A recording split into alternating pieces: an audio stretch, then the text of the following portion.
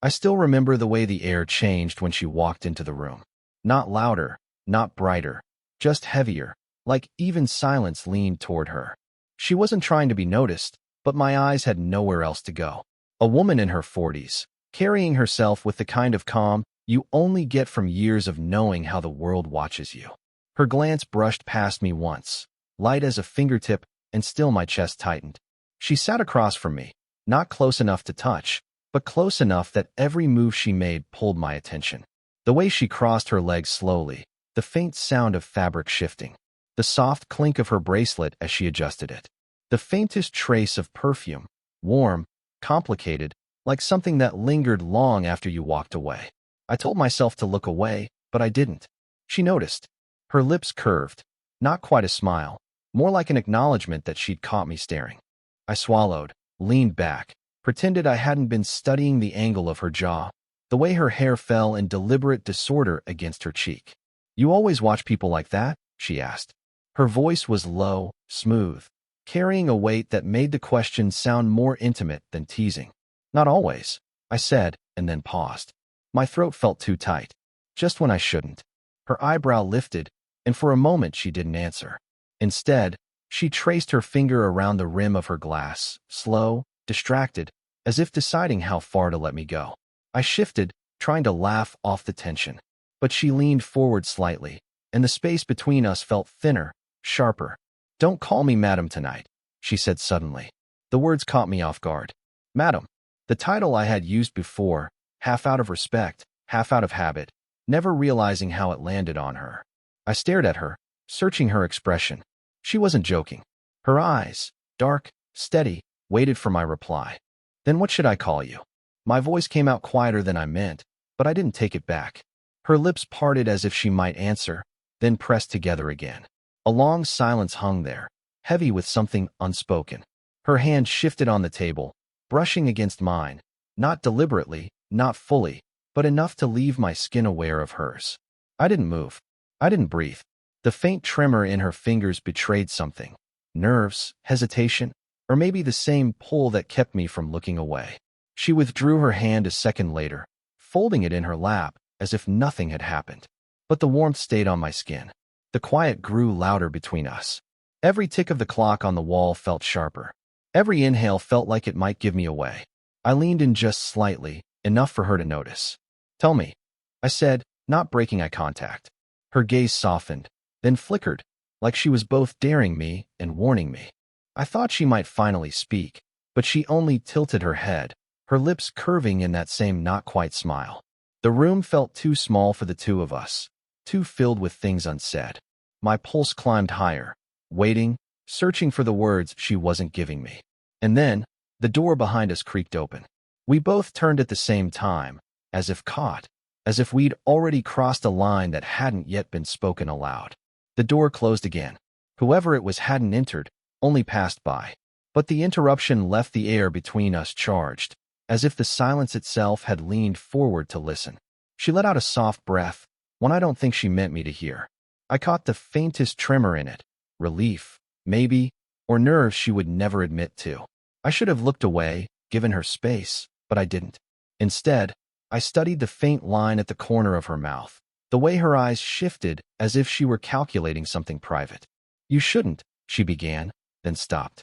Her fingers toyed with the stem of her glass. "You shouldn't look at me like that." I forced a laugh, though my throat was tight. "How am I looking?" She tilted her head, her hair falling slightly across her face. "Like you don't know the difference between wanting and needing." The words landed heavy. I wanted to respond, but she cut her eyes away before I could. For a moment, the distance between us felt filled with ghosts. I wondered about hers, the past that made her voice sound so certain, yet so fragile underneath. A marriage that had ended, maybe, or someone she once trusted who walked away. She carried herself with the grace of someone who had learned to be admired, but not touched too carelessly. And me, 20-something, too transparent, too easy to read. My own history wasn't as heavy, but it carried its own shadows. Nights alone in places where no one called. The quiet ache of wanting to be seen, not as young or inexperienced, but as enough. "People talk," she said suddenly, her tone quieter now. "They notice things." "You mean the age?" I asked. Her lips pressed together, not answering. She didn't need to. The gap hung between us like an unspoken witness, 2 decades that the world would not let us forget. I leaned back slightly, but not far. Maybe I don't care what they'd say. Her eyes snapped back to mine, sharp, searching. For a second, I thought I had gone too far. But then something softened, just for a heartbeat, and she didn't pull away. Her hand lifted, almost unconsciously, brushing a speck of lint from my shoulder. The touch was light, almost nothing, but it burned hotter than any embrace I'd known. She lingered there longer than she meant to, her fingers hovering a second too long before she drew them back. My breath caught. I wanted to reach for her hand, hold it still, but I didn't. I only let the silence stretch, hoping she felt the weight of it the way I did. I shouldn't, she murmured. Her eyes dropped to the table, but her body leaned closer, betraying her words. You already did, I said, so quietly I wasn't sure she heard. Her head lifted again, her gaze locking onto mine. For a moment neither of us moved, the world outside falling away. It wasn't a kiss. It wasn't even a word. Just that pause, that shared stillness, where everything unsaid pressed closer than touch. And in that moment, it felt like a bond neither of us could pretend away. She straightened instantly, her hand pulling back from the table, her body leaning away as if distance could erase what had already lingered between us. I mirrored her, though every muscle in me resisted. The door cracked open, just an inch this time. A friend's voice called into the room, casual, distracted. You still here? Her reply was quicker than breath. Yes, almost finished. Her tone carried that calm authority she slipped into so easily, masking everything beneath it. The door shut again, footsteps fading. Silence pressed down heavy in its place. I exhaled, realizing only then I'd been holding it in. Close call, I whispered. She didn't laugh. Instead, she stared at her hands, fingers tightening, then releasing, like she was holding something she couldn't keep. This is, she began, then broke off. A pause. Her jaw tightened, then softened. This is foolish. Her words stung, though I told myself not to flinch. Then why didn't you move away sooner? Her eyes flicked to mine, sharp, almost scolding. But she didn't answer. The quiet between us grew taut, threaded with something neither of us could cut loose. She shifted in her chair, closer than before, not enough to touch, but close enough that the warmth of her presence brushed against my skin. I felt it in every heartbeat. Her breath caught, faint but unmistakable. I leaned forward, just slightly, and she didn't pull back. For one suspended second, everything narrowed. The space between us, the pulse in my throat, the faint tremor of her lips parting as though she might let go of the word she'd been holding back. But then a sound split the air, my phone vibrating sharply against the wood of the table. The spell broke. I grabbed it too quickly, muting the screen without looking. She exhaled sharply, leaning back as though she'd been burned. You see, she murmured, almost to herself. The world doesn't let things like this stay hidden. Her voice cracked at the edges of composure, and it struck deeper than I expected. Maybe we're just bad at pretending, I said softly. Her eyes met mine again. She shook her head, but her body betrayed her. Her shoulder brushed against mine, barely, accidentally, but she didn't shift away. I turned slightly, close enough now that I could feel the warmth of her breath when she spoke again. You don't understand what this would cost me. I don't care what it costs, I whispered back. Not if it means I get to. I stopped myself. Too far. Too raw. Her eyes widened just slightly, searching, and then her hand lifted as if to silence me, but instead her fingers grazed my wrist. The touch was fleeting, almost nothing, but it pulled me closer, like gravity, like something neither of us had chosen. We didn't kiss. Not yet. But the air between our lips was so thin, it might as well have been, and resisting it felt impossible. She rose from the table first, her chair scraping softly against the floor. The room felt smaller with her standing, her presence filling it in a way that made me rise too, without thinking. Her back was to me, shoulders squared as though she needed distance to breathe. We can't keep circling like this, she said, her tone firm but too quiet to convince either of us. I stepped closer, not touching, but near enough that I caught the faint warmth radiating from her skin. Then say it. Tell me you don't want this, and I'll stop. Her breath caught. She didn't turn. You're too young to understand what stopping even means. Try me. That made her turn, finally. Her eyes were darker than before, rimmed with something raw. Fear, longing, maybe both. She looked at me as though seeing the years between us all at once, and yet not stepping back. Her hand lifted halfway, hesitated, then fell again. I caught it before it dropped fully, my fingers brushing hers. A shiver ran through me at the contact. Her skin was cool, softer than I'd imagined, but trembling like she wasn't sure whether to pull away or hold tighter. You don't know what you're asking, she whispered. Yes, I do. I murmured back, leaning in just slightly. My free hand lifted before I could stop it, brushing a loose strand of hair from her cheek. My fingertips grazed her skin, warm, impossibly delicate, and her eyes fluttered closed at the touch. That single reaction undid me. She swayed, almost imperceptibly, leaning closer, her shoulder brushing my chest. I bent lower, close enough now that my breath stirred against her ear. I can't keep pretending I don't think about you. Her head tilted, lips parting, but no words came. Only silence, charged, fragile. Then her voice cracked through, trembling. This isn't fair. To me. To you. I should have stepped back, but instead I pressed closer, until the faintest space remained between us. Nothing about you feels unfair. Her body stilled, as if balancing on a knife's edge. Then, suddenly, her other hand pressed against my chest. Not shoving me away, not holding me close, but trembling there, caught between refusal and surrender. The heat of her palm seared through my shirt. I covered it with my own, holding it there against my heartbeat. Her eyes searched mine, wild with conflict. If anyone saw us, I don't care. You should.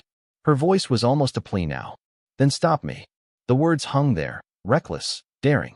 Her lips parted, her breath warm against my mouth. The world felt unbearably still, as if even the air was holding its breath with us. Her face tilted closer, so close I could feel the faint tremor of her against me. And then, the faint click of the door handle turning. The door didn't open fully, just enough for a shadow to slip past. Whoever it was must have thought better of stepping in. A voice floated from the hallway, low, sharp enough to pierce the silence. I heard what you said. Her body stiffened instantly. My hand fell from hers. The voice belonged to no stranger, one of her colleagues, someone who carried weight in her world. The words weren't shouted, but the implication was heavy. I watched her shoulders tighten, watched her fight to compose herself even as her breath quickened. She stepped back from me quickly, too quickly, as though distance could erase what was already seen. My chest ached at the sudden emptiness between us. When the door finally clicked shut again, the quiet felt unbearable. Her hand rose to her temple, pressing hard as if she could push the moment away. This was a mistake, she whispered, though the tremor in her voice betrayed her. Who was that? I asked. Someone who doesn't need to know. She turned, finally meeting my eyes, and in hers I saw not just fear, but something else. A confession she was holding back. You think this can stay hidden? She said. It can't. And if it doesn't, she stopped herself, her voice breaking before she could finish. The words between us should have ended it, but instead they sharpened the pull I felt. I stepped closer, deliberately this time. My hand brushed against her arm as I passed, and I felt her flinch, not from rejection, but from the weight of wanting. You're scared, I said softly. Of what this makes me, she admitted. The words fell like stones between us. I froze. That was the truth, raw, stripped bare. Not about age, not about reputation, but about her. About the woman who carried herself like she was untouchable, now confessing she wasn't. For a moment, neither of us spoke. The air buzzed with everything unsaid. She reached for her glass, but her hand shook. She set it down again, untouched. You don't understand the cost of being seen like this. I leaned forward, my voice low, unsteady. Then help me understand. Because I'm already in it. Her eyes darted to mine. The space between us closed again, her body brushing mine as she tried to pass by. But instead of moving on, she stopped. Right there, too close, her breath mingling with mine. It wasn't a kiss. It wasn't a declaration. It was worse. Her silence pressed into my chest, her trembling hand brushing against me as though she didn't mean to. I can't, she breathed. Yes, you can, I said, my voice barely more than air. Her gaze held mine, torn open, caught between ruin and surrender. Then she drew in a sharp breath, as if bracing herself. And in that instant, I knew. Whatever came next would leave neither of us untouched. She stood frozen in front of me, caught between retreat and surrender. The faint tremor in her shoulders betrayed her, but her eyes refused to look away. "You should go," she whispered, though her body leaned closer, not away. I shook my head slowly. "If I walk out that door, I won't come back the same." Her lips parted, breath shallow, uneven. "And if you stay?" I stepped forward, closing the space until only inches remained. Her perfume wrapped around me, warm, complicated, dizzying. My chest brushed hers as I whispered, "Then neither of us gets to pretend anymore." The silence was thunderous. Every second stretched taut, straining to break. Her hand rose between us as if to stop me, but instead of pushing me back, her fingers curled against my shirt, clutching, trembling. The smallest, most fragile confession she could give without words. I covered her hand with mine. "Say it," I murmured, desperate now. Her eyes shimmered, torn wide open. "I can't. You already did." And with that, the thread finally snapped. She leaned in first, barely, almost unwilling, but it was enough. Our foreheads touched, her breath trembling against my lips. It wasn't yet a kiss, but the closeness was unbearable, every heartbeat colliding in the silence. "This is wrong," she whispered, though her voice cracked, betraying her. "So why does it feel like the only thing that's real?" Her eyes closed, and a broken sound escaped her, half a laugh, half a sob. She pressed her forehead harder against mine, surrender and resistance colliding in her body. And then her hand lifted to my face, brushing my jaw with a touch that made my pulse stutter. Her thumb traced the corner of my mouth, pausing there, lingering as though deciding whether to finish what had already begun. My voice dropped to a whisper. "I don't want perfect. I just want you." Her breath caught, and for the first time, her guard crumbled completely. She leaned the final inch, her lips brushing mine. Not fully, not yet, just a trembling ghost of contact that made every nerve in my body ignite.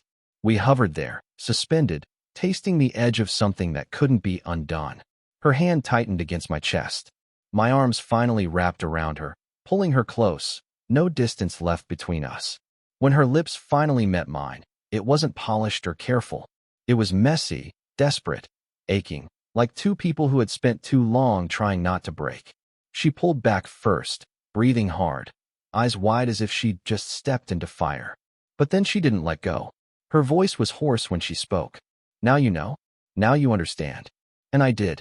Every hesitation, every stolen glance, every trembling silence. It had always led here.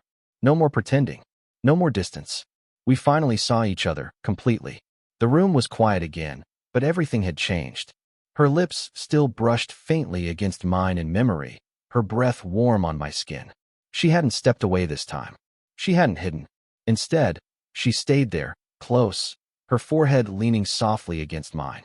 For once, there was no rush to speak, no need to defend or excuse what had just happened. Her hand was still pressed to my chest, fingers curling into the fabric of my shirt as though afraid I might disappear if she let go. Finally, she whispered, "I've spent years keeping people at a distance. Safer that way. Easier. But you..." She broke off, shaking her head. "But me?" I asked, my voice low, careful. Her eyes lifted to mine, softer now, stripped of the defenses she wore so easily. "You make me forget why I started building those walls in the first place." The words hit harder than any declaration could have. I exhaled, my hand finding hers. Our fingers tangled together naturally, like they'd always been meant to. For the first time all night, I felt her body ease, tension melting as though she'd finally stopped fighting herself.